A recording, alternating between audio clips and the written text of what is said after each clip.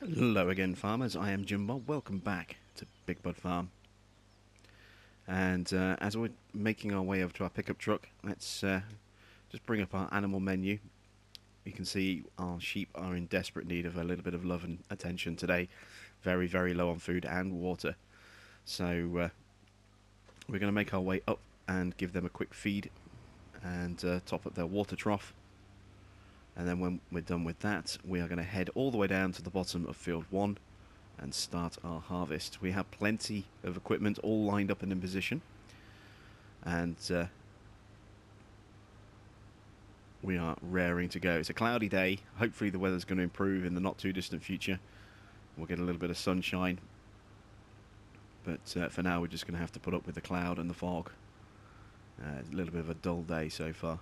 Nice early start, because not only do we have all of field 1 to do, and I have no idea how long that's going to take me, but we also have fields 3 and 5 with wheat on them as well. We're going to need to harvest those, and then we need to bale up all of that straw as well, turn that into bales that we can sell, and that'll give us a nice little bit of extra income, which we're kind of desperate for at the moment. You can see we're already back in a negative bank balance, and that's because of maintenance costs.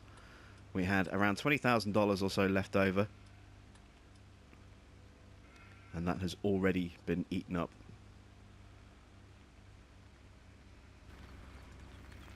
I put the 20 grand into the bank to reduce our loan down to about 280, and as soon as it hit midnight, we lost around $21,000 simply because of our maintenance costs. Our vehicle maintenance costs alone are over $16,000 a day right now.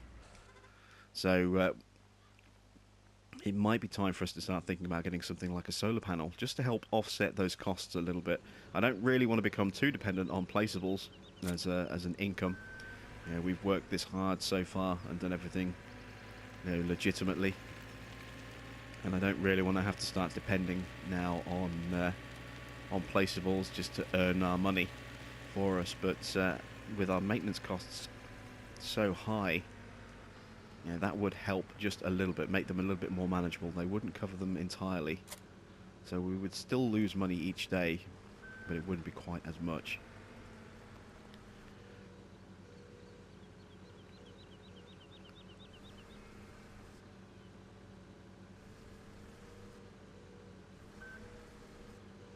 So let's get this grass into our sheep pen.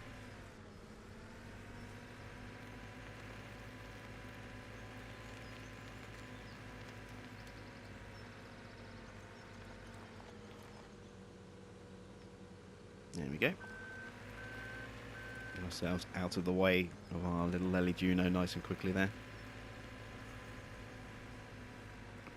And while our water will be full, our grass won't quite be full, but it'll be full enough. It'll be over 5 days worth of feed, about 5.5 days by the look of it.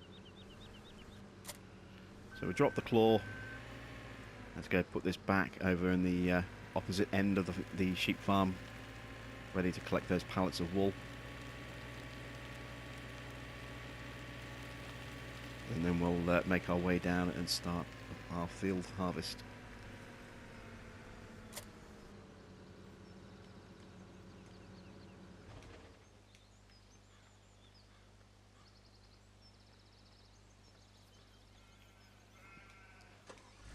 Alright, there we go.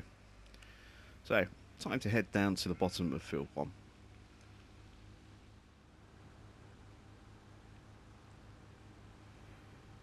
Alright, we are fast approaching the field. Here it is.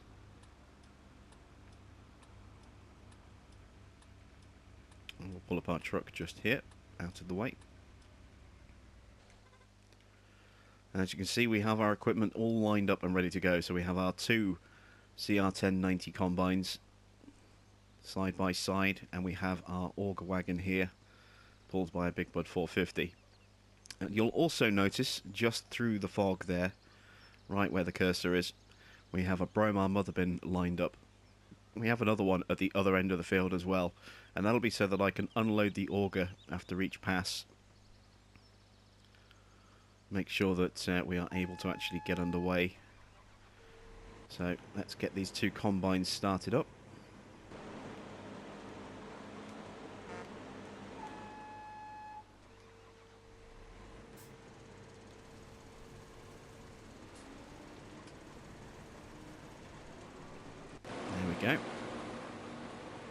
And the basic plan is for us to shuttle between the two combines. So we'll run with one for a little while, we'll let the other one fill up, and then as that one starts to get full, we'll drop back and we'll pick up that one, and then move to the one in front.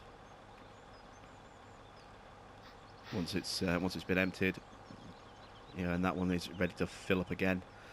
We're going to kind of bounce between the two, and then at the end of the pass, we will turn them round. We'll move them to the opposite side of the field and send them down over there. So again, we can unload without any risk of crop destruction. I don't think they'll manage a full pass. Well, I know they won't manage a full pass because they can just about do it on field 3. Field 1, as you can see, is about twice as long. So they definitely won't manage a single pass before they fill up, but they will, make a nice sort of a nice long run. They should get about 2/3 of the way up before they fill up on their own. So hopefully, with the size of this field not being quite as big as fields 4 and 2 in terms of length, we can actually shuttle 2 combines quite comfortably like this with a variety of different crops rather than just soybean. We'll be looking at doing sunflowers and canola as the next ones. They'll be the next lowest yield crop that we can check, and then from there we'll go to corn, and then wheat and barley, and see how we do with those as well. Just take the cover off. Get our lights on so we can see where we're going. It's very foggy still, as you can see. I'm hoping, as I say, that's going to start burning off in a couple of hours or so.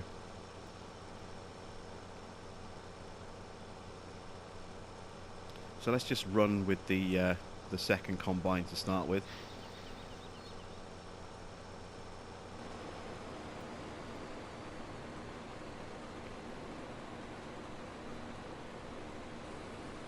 If we had the money, we could probably, run 3 combines, but we don't even have the money to lease one, let alone buy one right now.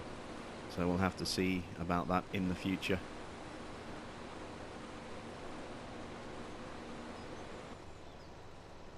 There you can see our double combine operation.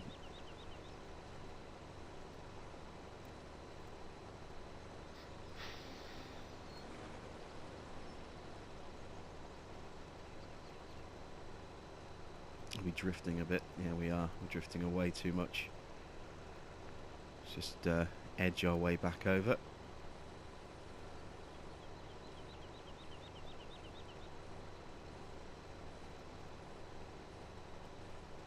It's quite tight, this little little area that we've made for ourselves. We're nice and tight up against the combine behind.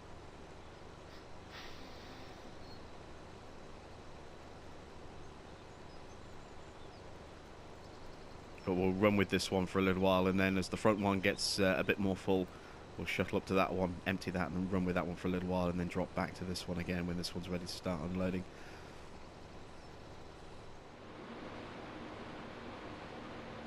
Oh, there we go. There's the grain warning. You can see it's actually quite cramped in here. If you feel claustrophobic, that's how tight we are up against all the equipment. So let's drop off of this one, move on to our front combine, and we'll run alongside this one, get this one nice and empty. How far up the field are we? About 2/3 of the way up, so this will be the only unload that we'll need to do, actually, looking at it.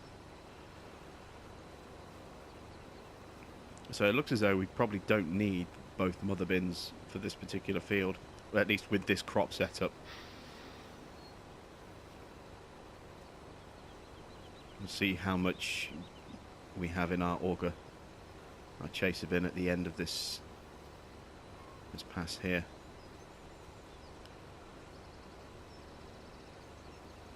We have a 53,000 litre capacity, and there we go. So we're at 25,000 at the moment. We're just under half capacity. So in theory, we could probably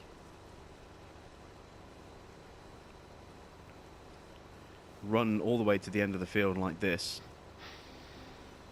and then run down the opposite side as well. I think we'll end up with just over half capacity. We'll see how that goes. I mean, I am going to have to manually switch these combines to the opposite side of the field. Unfortunately, we don't have really good combine AI or extensions or Courseplay or something like that where I could program them to move to the opposite side of the field automatically. That would be nice, but it's obviously not something that we can implement. We don't have permissions for those kind of scripts on consoles, so we'll have to make do as best we can, do it manually. You can see the end of the field is fast approaching now, so let's just get ourselves up here. And we may as well, seeing as we have the mother bin in position, we may as well empty into it. I have no idea what our overall capacity or what our overall sort of haul off this field is going to be, but it's going to be more than just a single mother bin. That's pretty much, a guarantee. And we get this position so we can unload into the mother bin. It's kind of not entirely how these are meant to be used. In theory, these are supposed to be semi-portable and have trucks pulling up to them. Again, it's a little difficult to actually do that when we're on our own, but we'll do the best job that we can.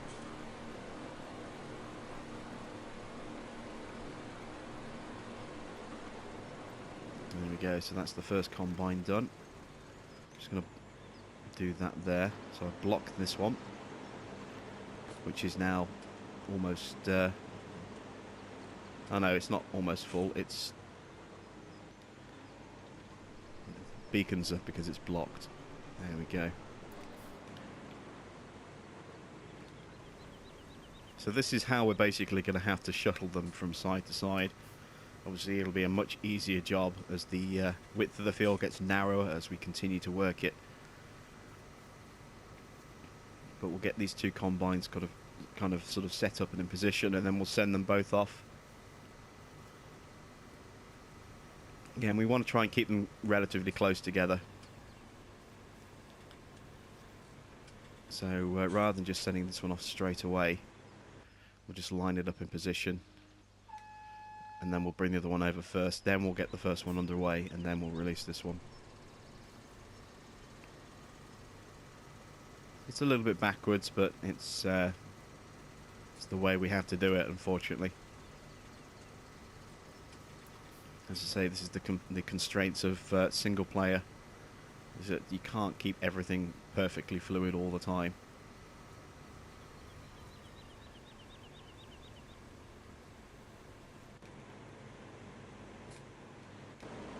So there goes the first combine.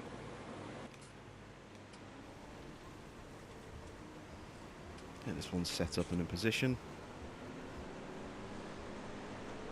That looks pretty good. Let's get that one underway as well. So now we need to go back to our big bud and kind of repeat the process going down the opposite side of the field.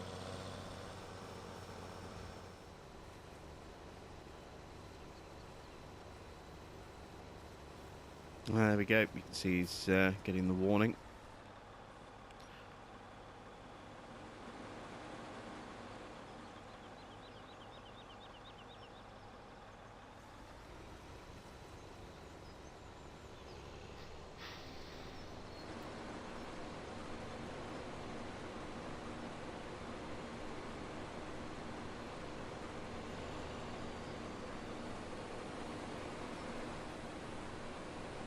And there we go. Nice little unload operation going there.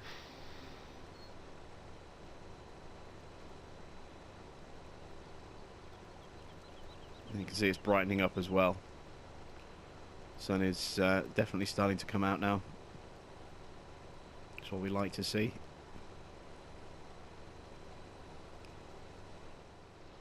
We're probably running a little bit too close to the combine in front of us here, as you can see. All that grain dust being spat straight into the front radiator. 450 there, probably not doing it any good whatsoever. Maybe we'll space them out a little bit more next time.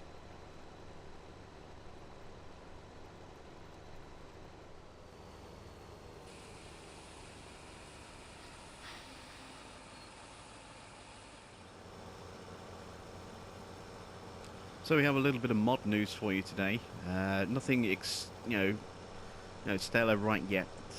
Hopefully we'll see a little bit more action on the mod hub later today. But in terms of the testing thread, the BSM Legend was added into console testing today, according to the thread update. Which means hopefully we will get our big 950 horsepower truck appear at some point later this week.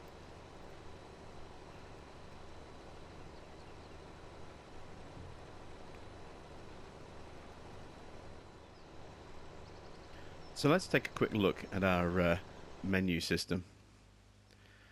And there you see we do actually have at least one more harvest on this field before it needs to be ploughed. That's good news. I honestly didn't think we had that. Because if you see at the bottom here, we have these little thin red strips, and I thought maybe, just maybe, that meant that the field would need a harvest afterwards. But as you can see, as we're clearing through, no such requirement is needed. So whatever we decide to plant on here next, we will not need to plough it beforehand. That'll help save a bit of time. We don't actually have a plough yet, so again the question for that becomes, do we grass this field and then take all those grass cuttings over to the BGA? I might do that. Build up a nice big pile of silage and then just sit on it until we're ready to use it. We'll probably get at least 2 bunkers worth off this field, I would imagine. And we're ready to pick up the combine behind us.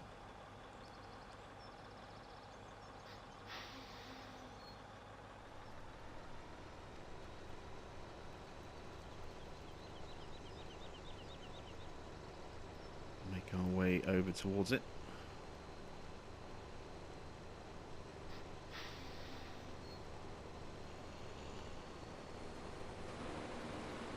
There we go. Now we'll just run and unload this one. And we probably won't need to do any more unloading on this field after this. We'll see how we go.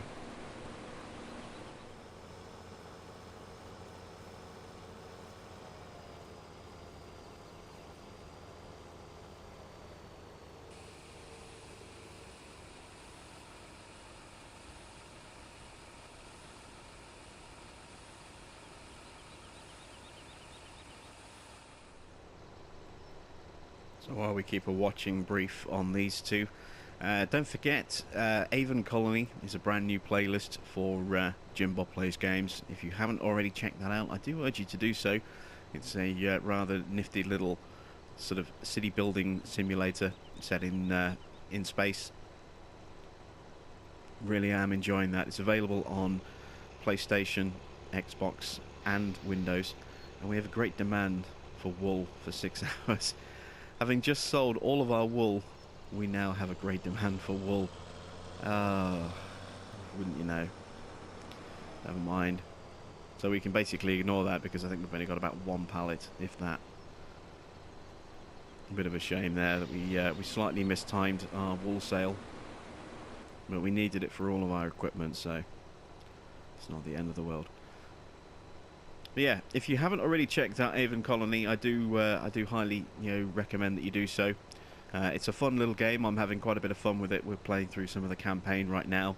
I will be doing a sandbox on it at some point, and then if you guys want to see that, then obviously we can chart the progress of that colony from start all the way through to its expansion. And then in a couple of weeks' time, City Skylines will be released on PS4. I've been waiting for that for a long time. It's obviously not as in-depth as the PC version, that kind of goes without saying. But if you've seen the Xbox One version, which has been out since, I think, July... no, not July, sorry. May or June, I think it came out on Xbox One. Then you will be able to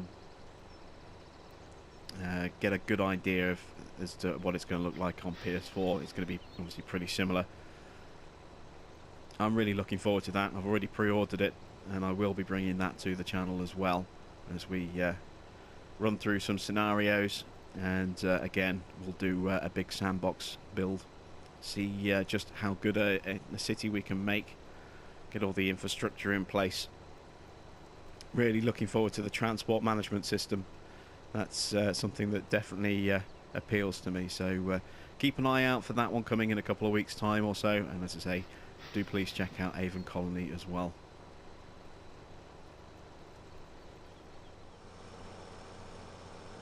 We're making some pretty good progress on this field, as you can see. Just coming up to the end of pass number 4.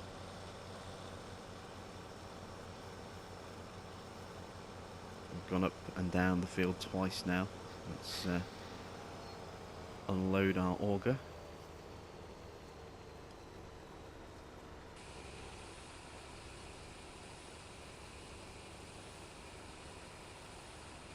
There we go.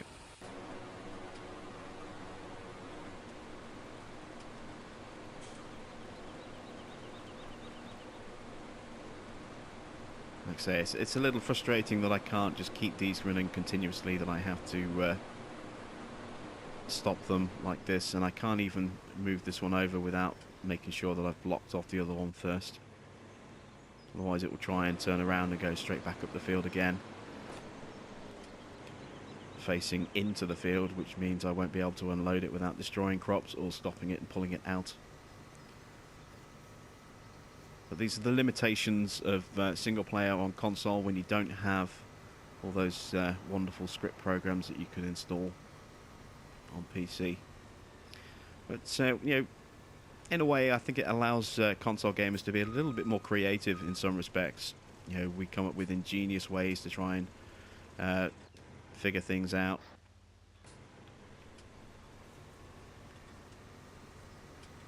I mean, I have seen one person running a whole daisy chain of combines where they all feed into each other, where this combine unloads into the combine in front of it, into the one in front of it, into the one in front of it, and so on and so forth, until you have a single auger running along. I've also seen people using Bromar mother bins as actual chaser bins. That's kind of a little bit too far for me. I mean, they're not designed for that. I don't think they're even able to actually move in real life once they get above around about a third full, because the weight of them is just too much. It would certainly do some serious damage to your fields at that point, I think.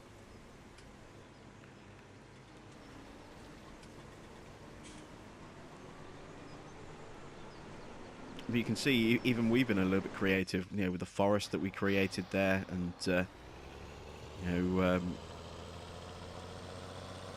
the way that we went about doing that, because we don't have the ability to actually change ground textures with a roller like PC does. We actually tried to create our own new textures. Off camera, a friend and I have been experimenting with other kind of textured looks, including using harvested beets as a base layer, and then putting some manure over the top of that and seeing what the colour scheme of that looked like. There's a potential for putting more trees down, and it looks good in some angles. It looks a little bit iffy in other angles. I'm not sure if I'm ever going to use that or not, but it is an option for us. And the way we unloaded our silage, you know, again, we didn't have something like Courseplay where you could just program in a worker to keep shoveling until the whole thing's gone. So we used a combination of equipment to keep moving the silage forward and belts to keep feeding into our tipper, and we got one long continuous tip effectively of 1.6 million litres. You know, having the lack of those programs isn't necessarily a bad thing. You know, if you are prepared to sort of think outside the box, you can come up with some quite ingenious ways around it. Of course, in multiplayer it's not really an issue, but when you're playing single player, then yes, it definitely becomes a bit of an issue, because there's only so much you can do on your own. You're very reliant on the AI to help you out on some of the bigger jobs.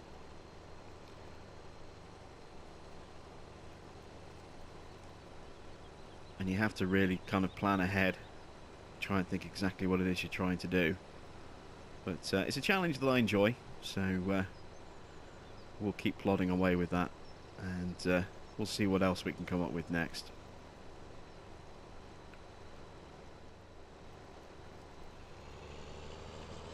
Alright, so our front combine is now in need of an empty, so let's pick that one up.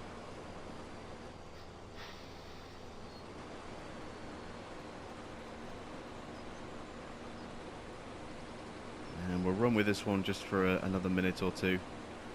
Just let it unload fully and then keep unloading just a little bit longer, just to allow the one behind to gain a bit of a head start. And then we'll drop back and wait for the second one to pick up.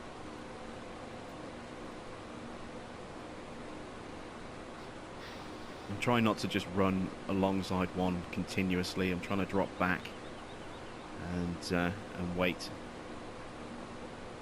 One of my viewers did advise that if we were to run alongside permanently, it would just risk burning out the augers in real life. So to help with that, like I said, I'm just trying to make sure that we have a nice big stagger between the two combines, so they don't both pop at the same time saying we both need unloading, because then we're kind of screwed. We only have the one auger, you know, one chaser wagon, so we can only really unload one at a time.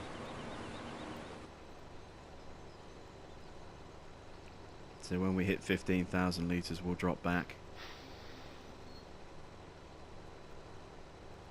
Of course, it's going to be less of an issue this going forward with lower, with higher yield crops. These will, the combines will fill up quicker, and we won't have to do this sort of juggling act in the same way. We'll have to be a lot more alert, because the combines are going to fill up a lot quicker, so they're going to need emptying more often. I'm really curious as to just how much something like wheat we could get off this field.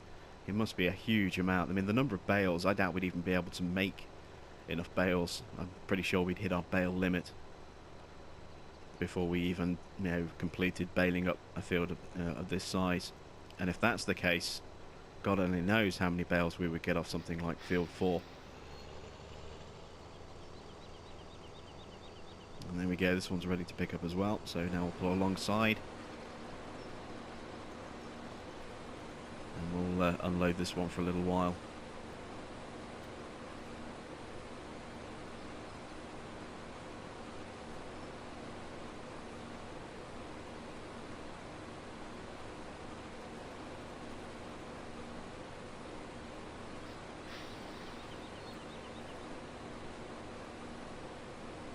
And then once we have a little bit of a sort of a head start with the tank in front, and that's been able to put a fair bit of grain into it, we'll drop back and we'll just follow the two combines to the end of the field.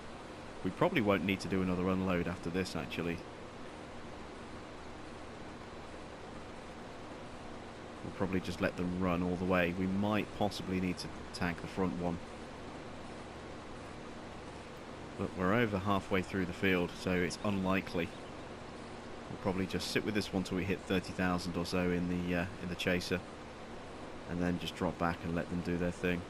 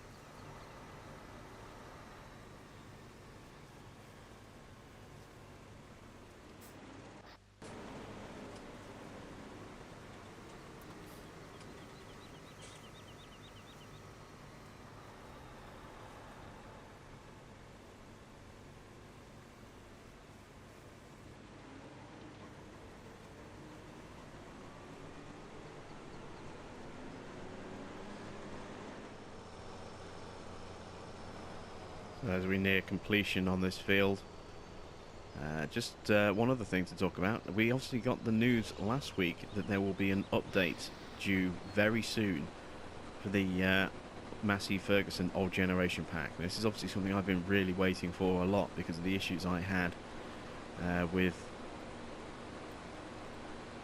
trying to run Massey Manor on Oldstream, and I'm hoping that all of those issues are going to be fixed, including the bouncing cedar that has been affecting everybody as well. It looks as though that is one of the things that they are patching.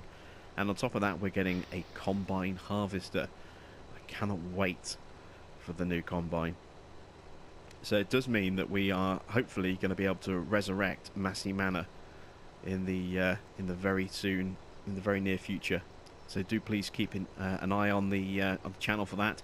You can also keep an eye on my Facebook page. I will obviously announce the news if and when Massey Manor returns and on what map. That'll be noted on my Facebook page. I will link the page down below so you can find it nice and easily.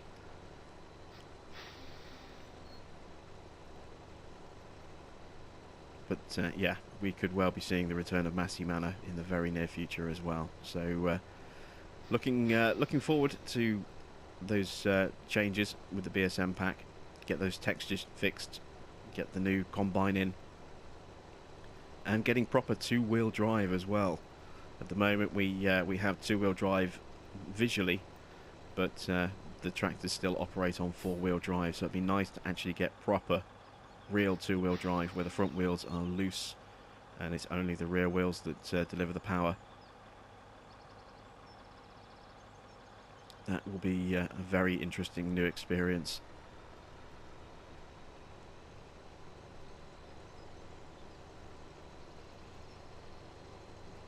Right, I'm going to carry on working the rest of this field and we will check in once it's done and see just how much we've managed to gain off this field.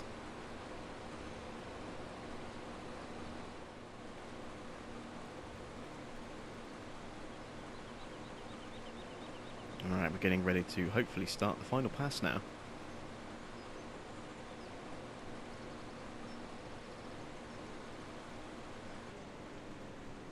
So let's reposition this combine.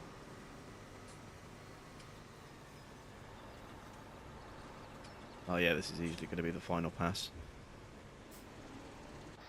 Switch to the other combine. He's going to have a nice easy job on the way down.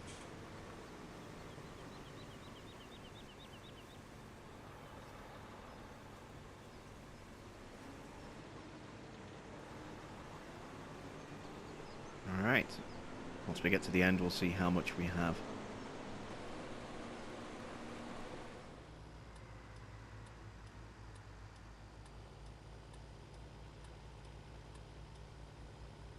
Okay, so while the combines plough their way down the field, we are going to unload the first mother bin. Let's see just how full this thing is. Got quite a lot in it by the look of it.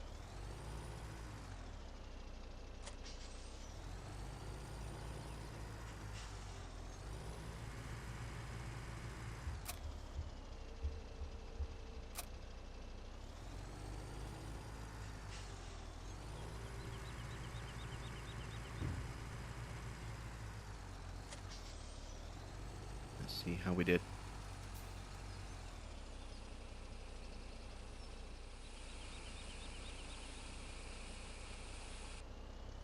That's the first trailer full. Moving on to the second.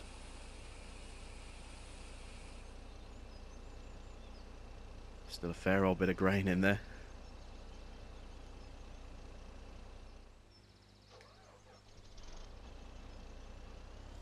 Well, there you see it, 140,000 litres, and we still have some grain left in our auger at the top there, in our mother bin.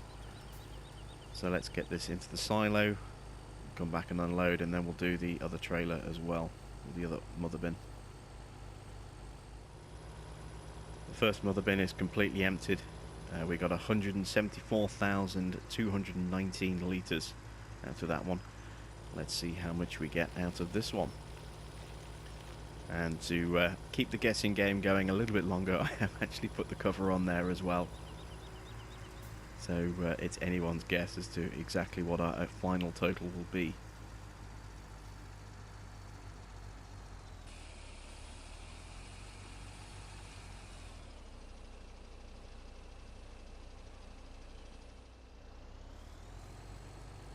Well, that brings our total harvest yield so far to 280,000 litres, but we know that there is definitely going to be some more in that mother bin. So let's go and load these and then come back and see what the final tally will be.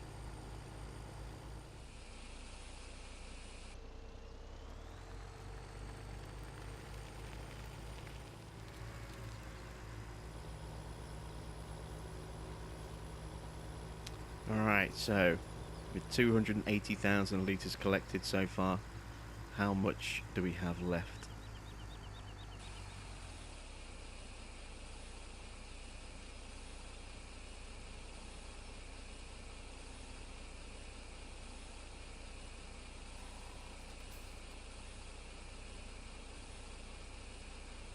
Are we going to fill another trailer? I don't think we are, but you never know. Stranger things have happened.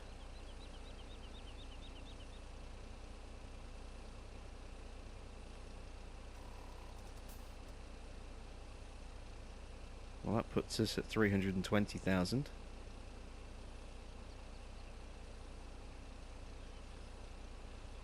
$330.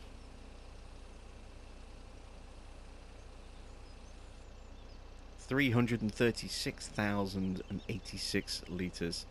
That's how much we've gained off that one field.